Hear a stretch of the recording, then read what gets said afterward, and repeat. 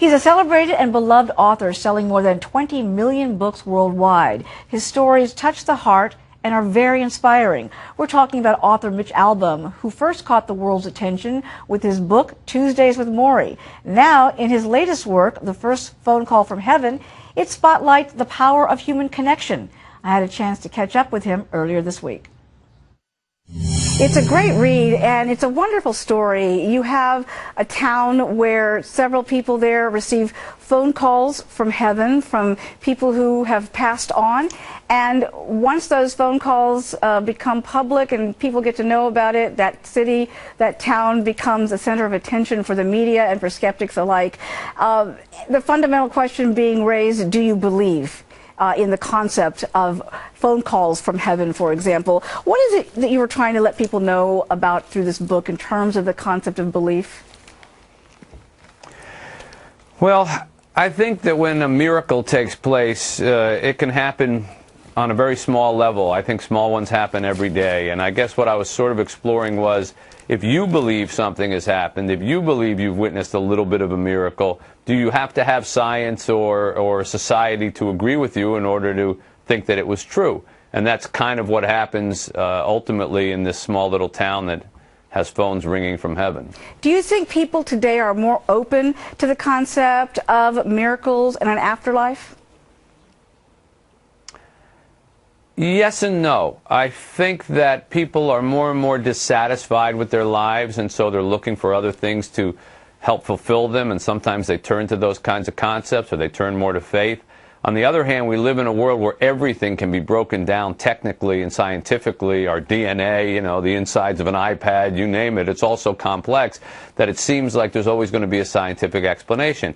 But I will tell you that I've met many people who tell me that they've lost a loved one and they were sitting in their bedroom crying, and all of a sudden a picture of that loved one fell off the counter and landed on their feet. And they say, I know that was a sign from them that they were telling me it was okay. And I could bring in a physicist and explain exactly why that picture fell off the counter and landed when it did. Wouldn't make one bit of difference to them. To that person, they know that it was a sign. And I think in some ways that's okay. No, it's very interesting. And, you know, you talk about technology, for example, but the advances that we have in technology today, could that not be seen as a miracle by some?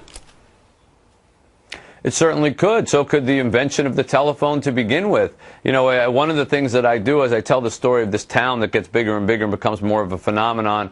And then there's this one guy who's just trying to disprove it all the time. He's convinced that it's a hoax. I use the story of Alexander Graham Bell, who invented the phone, because there was a fascinating history about how that first came about and when it first came into being. And when it was first invented, nobody believed that it was true either. Everybody thought it was some kind of a joke. You know, you can't pick up something here and talk to somebody there. That takes a certain amount of belief, you know. And now look at how integral phones are to our lives. They're so integral that we're using them for everything but talking to one another. Yeah, there you go. Very good point. For texting and Facebooking and all the rest. Absolutely.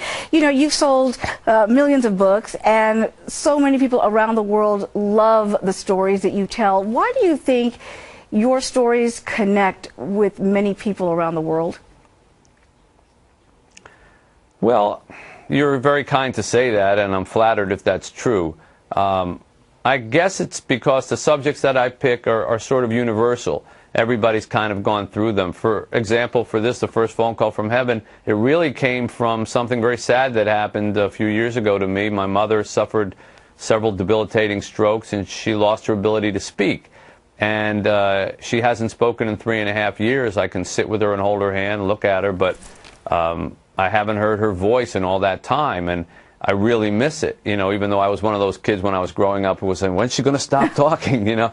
And I think a lot of people go through that. It's the reason that people save answering machine recordings after somebody dies, even though the message is just, let's go shopping at Target tomorrow, because they want to hear that voice.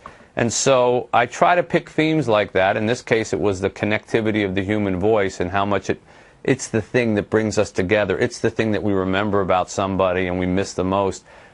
Now, I don't know, I guess I just write the things that seem meaningful to me, but apparently I tap into some things that other people felt and thought about too. No, you absolutely have, and I really feel from my experience, and I don't know if this is true for you, but people really are hungering for that sense of connection in today's society.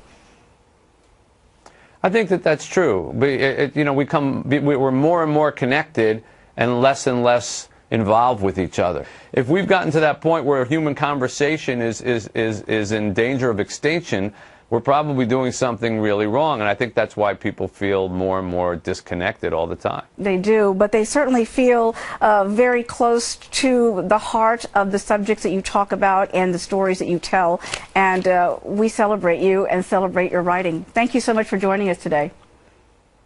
My pleasure. Thank you for having me on.